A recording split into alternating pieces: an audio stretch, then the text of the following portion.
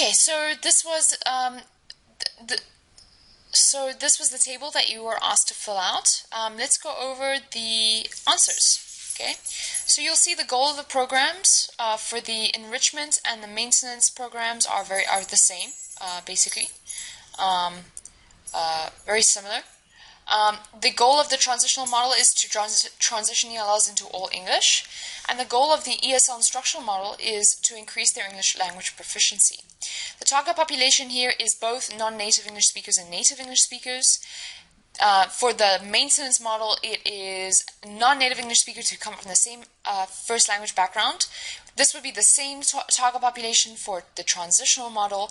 And then the target population for the ESL instructional model, you can see, is non-native English speakers but from different L1 backgrounds. Okay, remember, again, because the ESL instructional model is focused on English, it really doesn't matter what language background the ELL comes with. Subject matter would be taught in L1 and L2, the first and the second language. Same thing for the maintenance model. Here, the subject matter and literacy are first taught in the student's first language, but it transitions very soon afterwards into English, right, because the goal is English. And then subject matter and literacy are taught in the second language, meaning in English, and there's some first language support provided.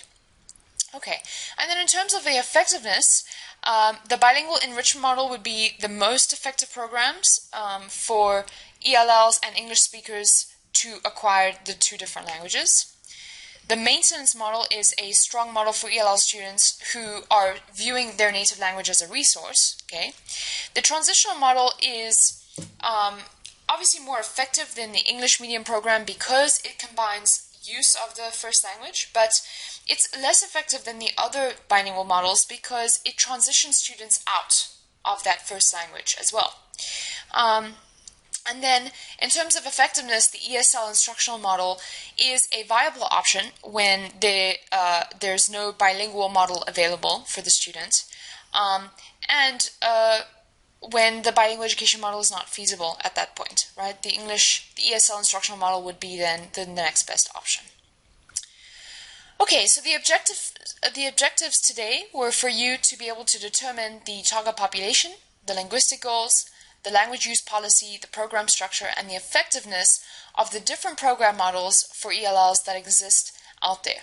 I did go over some of the labels of these programs, but again, remember, the labels are not as important as recognizing the goals and the structure of the program when you, as teachers, are out there and seeing the different schools where you possibly might teach. Okay. Thanks very much. I'll see you next week.